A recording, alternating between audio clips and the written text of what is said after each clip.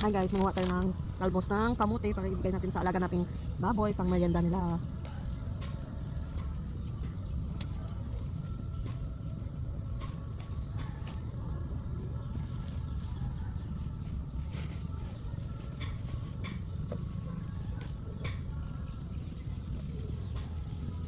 Ito, pang merienda na ating alagang baboy.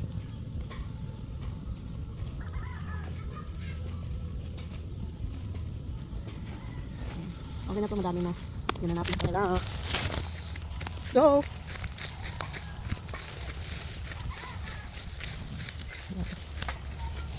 Tayo na ito.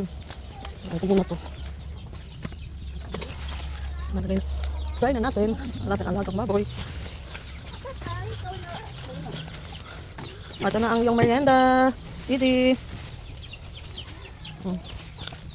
A, B, C, D. Merienda na, merienda time, talbos ng kamote. Diba? Merienda time, talbos ng kamote. Diba? Busin nyo yan ha.